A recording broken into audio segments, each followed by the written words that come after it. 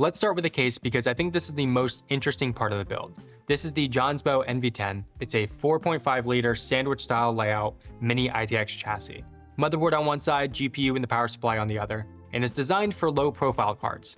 Now, typically when you look at building a gaming PC that's small enough to fit into a backpack, nearly every component comes with what some call the ITX tax. In short, it just means that if it's smaller, then it's more expensive. That applies to the motherboard, power supplies, and usually the case as well. Now, when I first saw this, I thought that, it looks nice enough. Johnston has had some good quality cases in the past, but then I saw the price, $65. Now, I thought there has to be a catch, right? First off, it's pretty rare to find a case at this size, and especially this quality under $100. And when you do, that usually means that it comes with a very old riser cable or no riser cable at all, and you have to purchase it separately, which could be another, $30 or $40 depending on which one you go with. But this one also does include a PCI Express 4.0 riser in the box. Now, despite that lower price, it doesn't feel like a cheap case, like not at all. It's a sandblasted 3.3mm thick aluminum shell. It also has a wood accent front where you can find a power button and USB-C. So for $65, this is pretty hard to beat. I can't think of another case in this size class that's a better deal right now, but just remember that these tiny cases demand careful part selection as well. Now for the CPU, I end up going with the Ryzen 5 7600X. Although after testing it, I don't think I would recommend this for most people, at least not for this build in particular. This is a 105 watt chip, and it's a bit much for the low profile coolers that are gonna fit in this case, at least if you want reasonable temperatures and noise levels. Now to make it work, I am putting the CPU into eco mode, so that's locking the power to around 65 watts. And I'm also setting the TJ Max to 85 degrees Celsius and applying a -20 curve optimizer. Now on my chip, that keeps the temps and noise levels in check with basically no loss in gaming performance. But if none of that made any sense to you, you can skip it entirely. What I would say is to grab a 65 watt CPU like the 7600 non-X or the 9600X, and you'll get good temps right out of the box. Now, memory-wise, DDR5 6000 is still the sweet spot for Zen 4 and Zen 5, so I'm using a 32 gig set from Crucial. I'll be taking all that and I'm gonna plug it into this motherboard from ASRock. This is the B850i Lightning. For this build, a B-series board is arguably a bit overkill. I like the tuning flexibility and the lanes that come with the B-series boards. These also reliably expose PPO and curve optimizer. Plus you get Gen 5 NVMe, better VRM heat sinks, better onboard audio, and usually a larger selection of rear USB and I/O. In a tiny case like this NV10 with a 38mm cooler, those PPO limits and the negative curve optimizer are exactly how I'm going to keep the temperatures and the noise levels in check without losing that gaming performance on the 7600X. But if you want to save some money, the A620i Lightning is a great alternative. I've used it multiple times and I still recommend it. I paid about $130 for it before, but lately I am seeing it closer to $150, which is still gonna be $50 or $60 cheaper than the one that I'm using here. Storage-wise, you get a Gen 5 M.2 upfront under this heatsink. I'm popping in a 1TB Samsung 990 EVO, and you also get a second Gen 4 M.2 on the back of the board. Now, if you do plan to use that rear slot, do it now before the build comes together. If you don't, it's gonna be a pain to access it once everything is installed. For the CPU cooler, again, we only have 38mm of cooler clearance, which limits our options quite a bit. Now for this build, I want to try out this 36mm cooler from Thermalright. This is the AXP90X36. It's only $22 and has pretty decent reviews, so I wanted to give this one a try. I usually default to the Noctua NH-L9i for cases like this, but that one's like 3 times the price, so I figured this one is definitely worth checking out. So first, we just need to replace the brackets on the cooler itself with the ones made for AMD boards. From there, we can screw the standoffs onto these brackets, and then we need to remove the default brackets from the motherboard.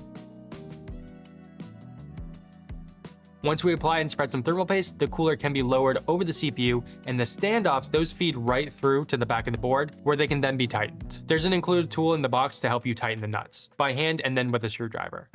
So now that the board is all set up, we can actually start moving everything into the case. To get into the case, we can pop off the panel on the motherboard side, and then remove the panel on the GPU side with 4 screws.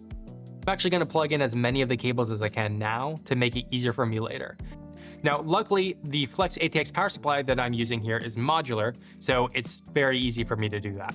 Now, the power supply I'm using, I got from Overtech. It's a 600 watt modular Flex ATX power supply, and the cool thing about this one is that you also get a 12-volt high power cable as well, which you really don't see on flex power supplies very often. You also get multiple lengths of the motherboard cable and the CPU cable, so I thought that was a nice touch. Okay, at this point, there are a couple of screws that we can remove to take out the motherboard tray.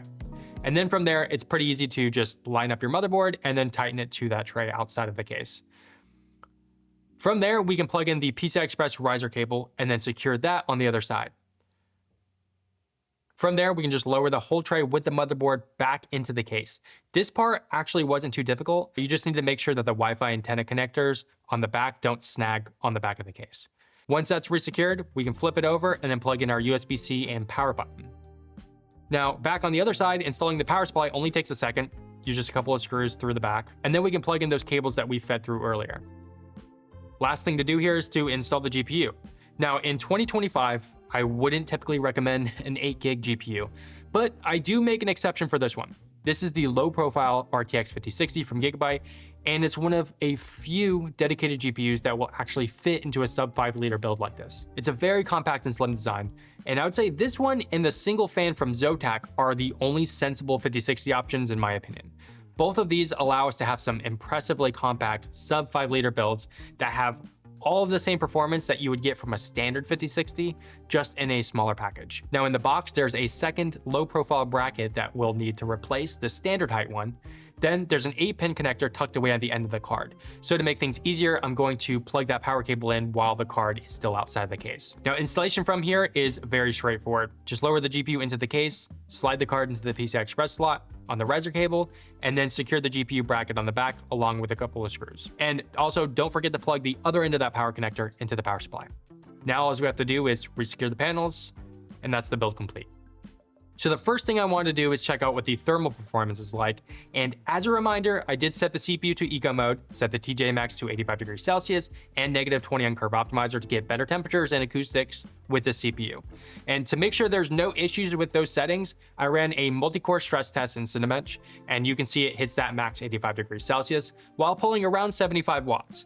I'm also getting an average effective clock of 4.8 gigahertz. Now, GPU temps are on the warmer side. I did a 10-minute firm mark run, and the low profile 5060 is pulling on average 120 watts with a temperature of 88 degrees Celsius. So it's not thermal throttling or anything, but it is on the upper limit and it's pretty warm. Those temps did translate to gaming as well. A 10-minute Cyberpunk 2077 run resulted in very similar temperatures to those previous stress tests, both the CPU and the GPU in the mid to high 80s. Okay, so I've had a few people asking me where I get my overlay when testing these games. I'm using MSI Afterburner, and this is my original design that I created a little over a year ago. And I made this completely free for the community. No signups or memberships or anything like that needed. You can straight up download it from Google Drive and import it right into Riva Tuner. Or if you want, you can watch the tutorial I made to learn how to use it and how to add whatever stats that you need. Again, this is completely free for you if you want to use it. If you'd like, I'll leave a link in the description. There's very little to complain about when it comes to this case. GPU ventilation, that could be better. It would be nice to have a spot for some small fans, especially on that side so that there's more active cooling to help those low profile GPUs, because those can just run a little warm. Installation of everything was really simple, honestly. Everything was easy to access, no excessive amount of screws to deal with or anything like that. Cable management was also very easy to manage, but it also helped that I went with a modular power supply here. Now, build materials are just incredible for what you're paying for. I mean, it's absolutely solid. 3.3 millimeter aluminum, very rigid. I would have no worries throwing this in a backpack and taking it somewhere. The total weight is also pretty reasonable. Fully built, I'm weighing in at just under 8 pounds. So anyways, that's all I got. Thank you for watching.